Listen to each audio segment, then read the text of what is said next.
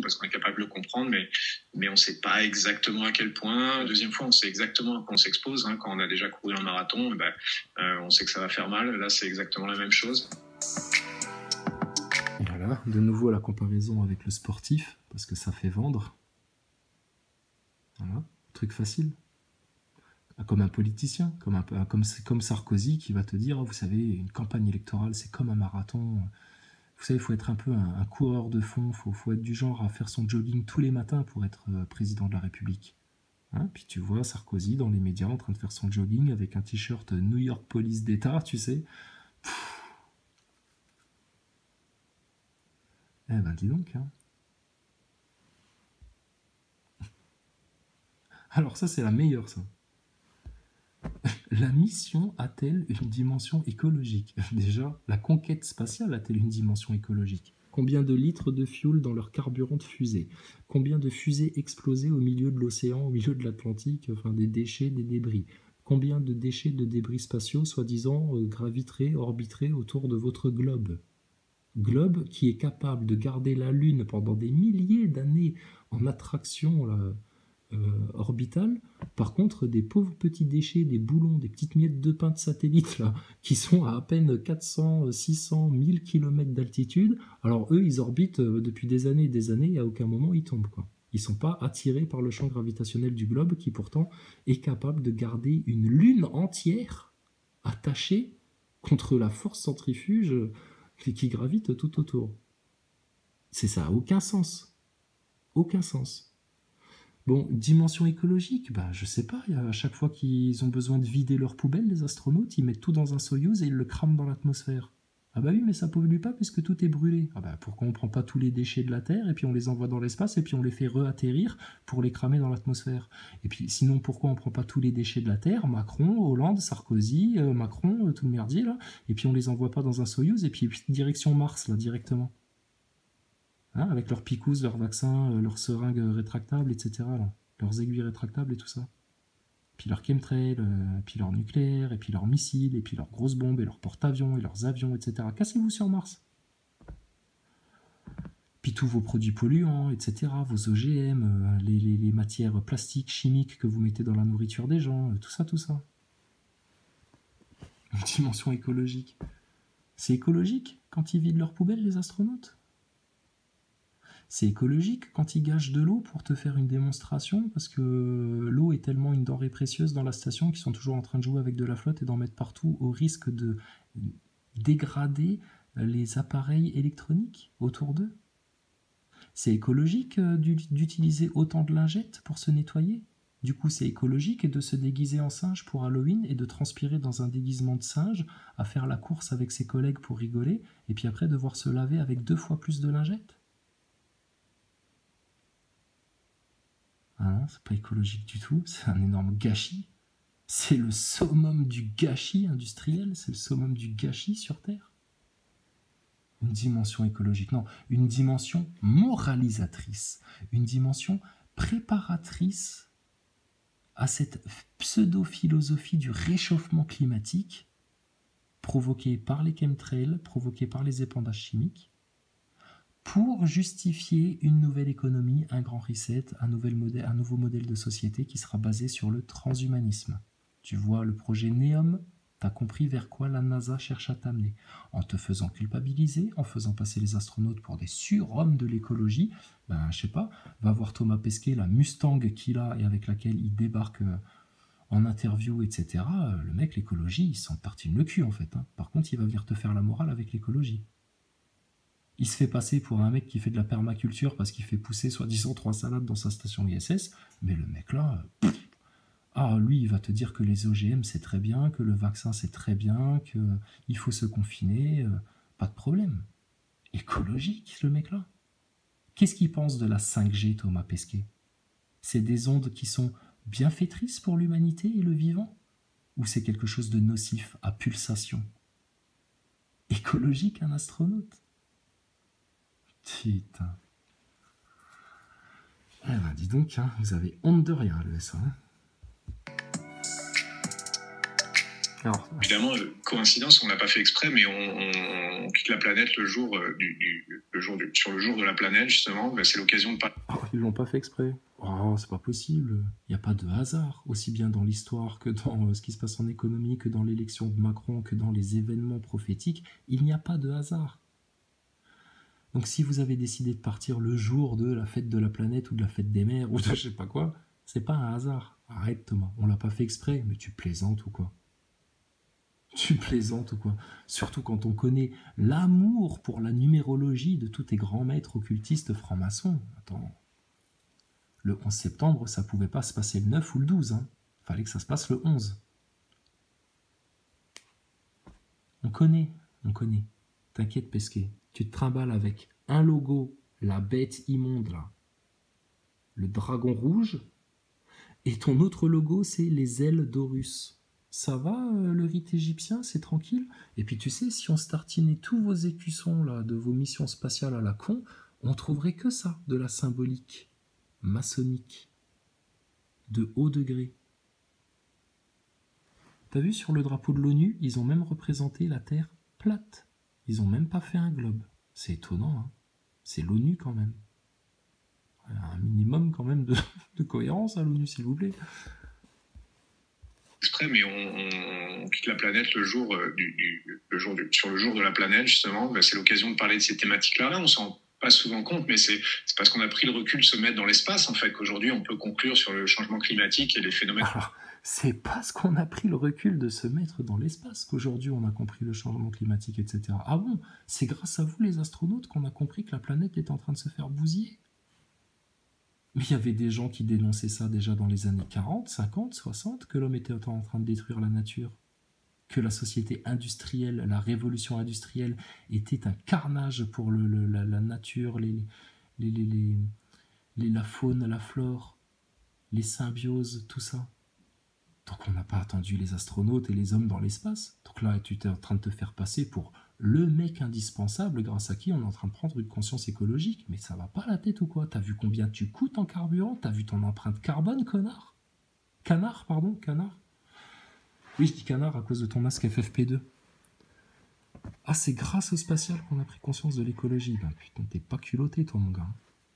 T'es pas culotté, toi. Oui, t'es pas culotté, Tu peux faire la tête là, t'es pas culotté. Se mettre dans l'espace, en fait, qu'aujourd'hui, on peut conclure sur le changement climatique et les phénomènes globaux à l'échelle de la planète. On va pas mesurer la température de l'eau avec des petits bateaux un peu partout sur l'océan Pacifique. Non, tout ça, ça se... Pardon. Attendez, stop là maintenant. Là, c'est un mensonge pris en flagrant délit et n'importe qui est capable de vérifier ça. On ne vérifie pas la température de la planète en prenant la température avec des petits bateaux, etc. Ben vas-y mec, hein, comme quand tu parlais de l'autre avec sa fusée de terre plate là, ben vas-y mec, va prendre des bateaux pour prendre la température. Bien sûr que si, c'est comme ça que ça se passe. À quoi ils servent les océanographes? À aller prendre la qualité de l'eau justement, tu vois, à n'importe quel endroit, à prendre la température, etc. À vérifier in situ la faune, la flore, à plonger sous l'eau pour vérifier l'état du corail, etc. Non, c'est grâce à vous ça aussi.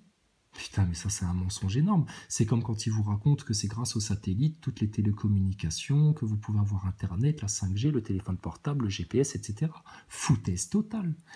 Ça, c'est un fait vérifiable par n'importe qui. 98,5% de toutes les télécommunications mondiales sont faites par des câbles de fibre optique sous-marins qui traversent les continents, les océans.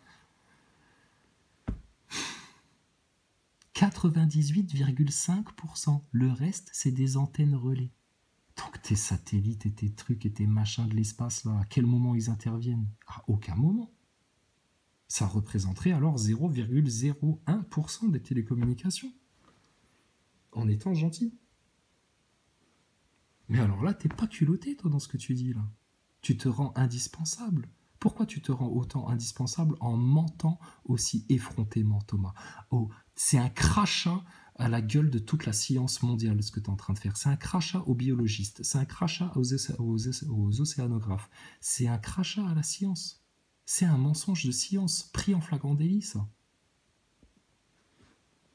Redis-nous-le, hein, mais parce que là... Ah, mais Thomas, attends, tu peux faire toutes les têtes que tu veux, hein. Tu peux essayer de nous faire une imitation de Chevalier Las Palais, si tu veux. Bon, là, tu ressembles plus à Chevalier qu'à Las Palais, mais ça fonctionnera pas. Là, tu peux te faire passer pour un mec qui a perdu ses dents, ça ne fonctionnera pas, Thomas. Se mettre dans l'espace, en fait, qu'aujourd'hui, on peut conclure seulement exprès, mais on quitte la planète le jour, sur le jour de la planète, justement. Ben, c'est l'occasion de parler de ces thématiques-là. On s'en rend pas souvent compte, mais c'est parce qu'on a pris le recul de se mettre dans l'espace, en fait, qu'aujourd'hui, on peut conclure sur le changement climatique et les phénomènes globaux à l'échelle de la planète. On ne va pas mesurer la température de l'eau avec des petits bateaux un peu partout sur l'océan Pacifique. Non, tout ça, ça s'observe depuis l'espace. Ça fait plaisir de participer un peu à ce combat-là, à mon niveau. Donc ça me fait plaisir un peu de participer à ça, à mon petit niveau. Alors de nouveau, il va faire le mec humble. De nouveau, ce genre de discours-là, de participer à mon petit niveau, d'éteindre les lumières, de recycler, de manger 5 fruits et légumes par jour, c'est ma manière de participer un petit peu, un peu. Donc ça, c'est les discours pour se donner bonne conscience et justifier que de toute façon, tu resteras un éternel impuissant face aux problèmes du monde. Ah bah oui, ça c'est tous les discours des mecs qui disent « Ah bah oui, mais qu'est-ce que nous on peut changer? Moi je fais à mon petit niveau, mais qu'est-ce que je peux changer ?» Ah bon, bah alors ça va rester comme ça alors, puisque personne ne peut rien changer. Ah si, tu peux tout changer. Toi, moi, un autre, tous ensemble, on peut tous tout changer. Il suffit de se changer soi-même, de prendre conscience, de regarder la vérité en face. C'est juste ça dont tu as besoin. Après le reste, ça se fait quasiment tout seul. Et d'accepter l'aide de ton tout miséricordieux. En pure science. Mais quel discours, quoi. T'es tomate presque sèche, toi. Se mettre dans l'espace, en fait, qu'aujourd'hui, on peut conclure sur le changement climatique et les phénomènes globaux à l'échelle de la planète. On ne va pas mesurer la température de l'eau avec des petits bateaux un peu. Alors là, au moment où il te dit ça, il se gratte le front parce que il est en train de mentir et de dire n'importe quoi et qu'il le sait très bien. On ne va pas mesurer la température en mettant des petits bateaux dans l'eau, etc.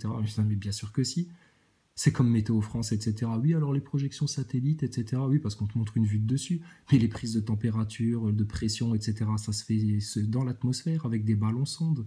Ou alors ça se fait sous l'atmosphère avec différents appareils. Pour mesurer l'hygrométrie, etc. C'est putain, mais n'importe quoi, Pesquet. T'es en train de renier, là, 300 ans de découverte scientifique à toi tout seul, mon pauvre ami. Là. Espèce d'acteur, espèce de clown. Triste en plus. Partout sur l'océan Pacifique, tout ça, ça s'observe depuis l'espace. Ça fait plaisir de participer. Et puis j'aime bien comment il dit ça. Non. Bande de cons. Non, c'est pas comme ça que ça se passe. Thomas, tu joues les humbles, etc. Mais on a déjà remarqué à 2-3 reprises, tu peux être sacrément puant quand tu veux, en fait. Grave. Tout ça, ça s'observe depuis l'espace. Ça fait plaisir de participer un peu à ce combat-là, à mon niveau. Alors après, c'est vrai qu'à bord de la station spatiale, souvent la recherche, elle est pas toujours directement tournée vers l'environnement. Il y a de la physiologie.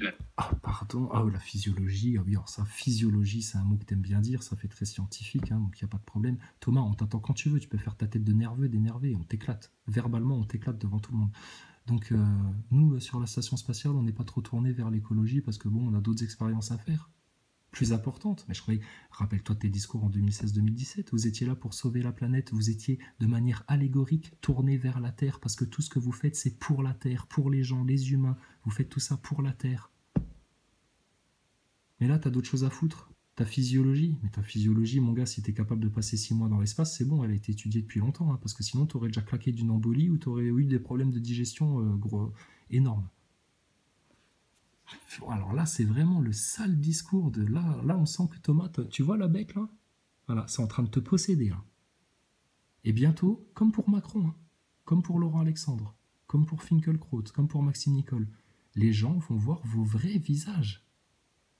Et toi qui t'es fait passer pour le gendre idéal comme Emmanuel Macron, toi qui te fais passer pour un petit gentil, tout doux, etc., les gens vont voir à quel point en fait t'es une saloperie, Thomas Pesquet. Et si t'es pas content, tu portes plainte en diffamation, on se voit dans un tribunal public devant tout le monde. Et on va expliquer, nous, la fraude de l'ESA et de la NASA.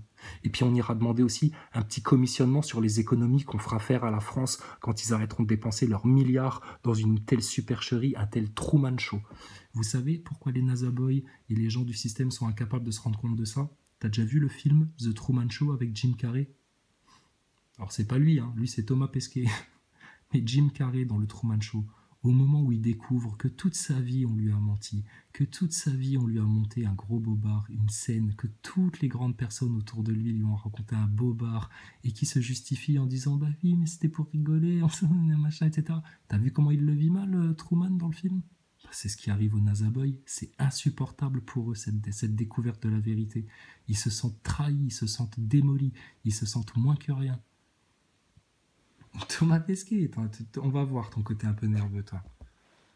Monsieur le gendre idéal. Qu'est-ce qu'il y a? Oh, qu'est-ce qu'il y a, wesh? Qu'est-ce qu'il y a? D'où tu me regardes comme ça? Qu'est-ce qu'il y a? Tu veux qu'on se tabasse? Calme-toi, Pesquet. Joue pas les gros bras avec nous. Nous, on dit la vérité, on est les véridiques de l'histoire.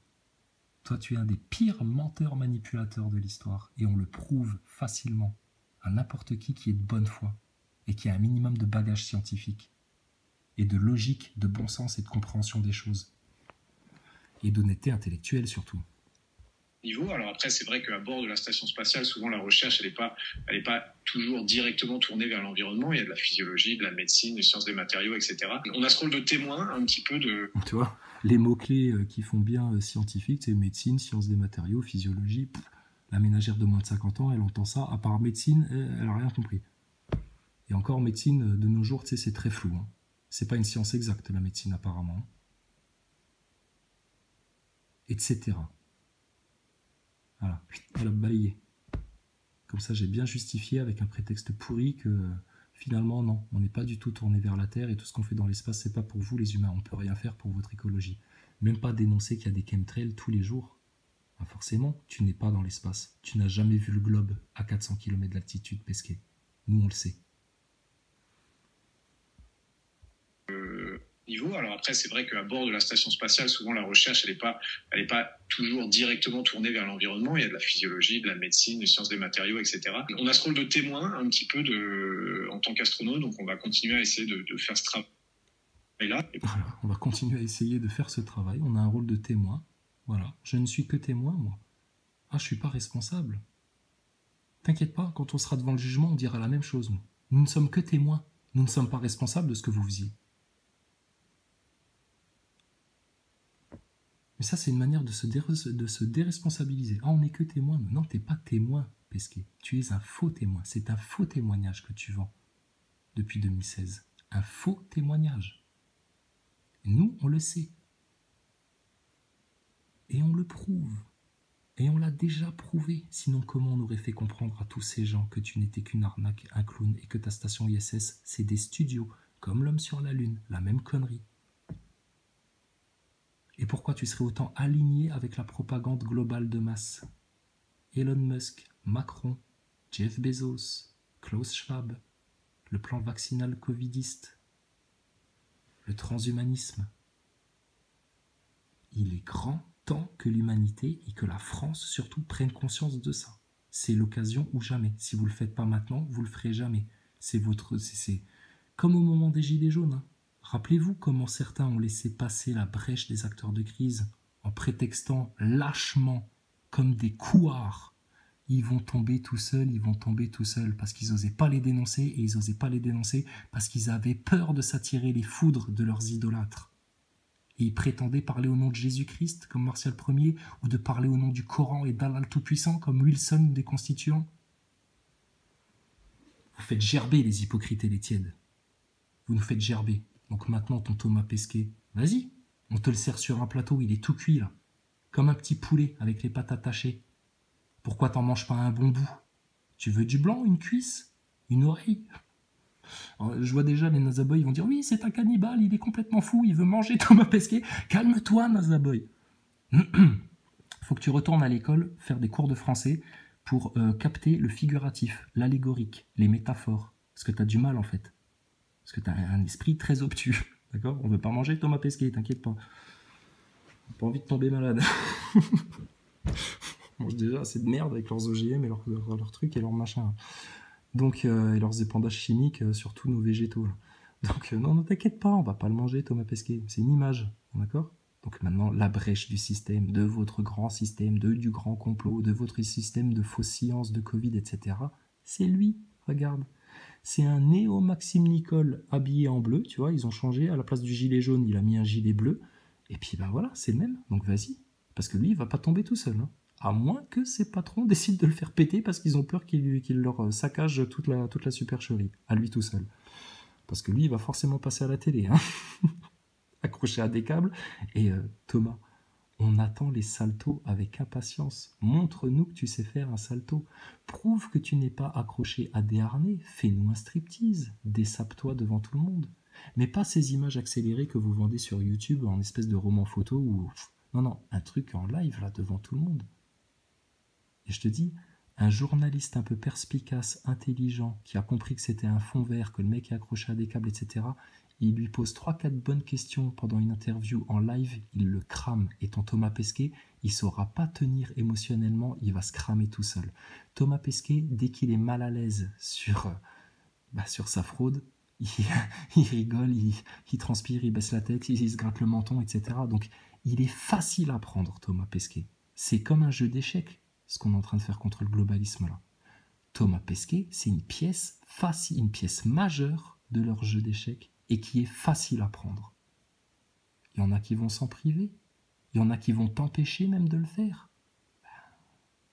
Fais ce que tu as à faire, prends conscience, explique-le. Tous ceux qui ont des chaînes YouTube avec une forte notoriété, beaucoup d'abonnés, beaucoup de vues, etc., si vous en êtes à vouloir lutter contre le globalisme, la société transhumaniste, la picouse, tout ça, et que vous ne faites pas votre travail comme au moment des Gilets jaunes, à vous faire Thomas Pesquet, là ce sera faute grave. Et après on fera les comptes de nouveau. Et on dira, alors, qui a eu le courage d'en parler? Qui a profité de la brèche? Qui a profité de la faille du système? Qui a profité du bon timing pour faire mal à la bête qui vient?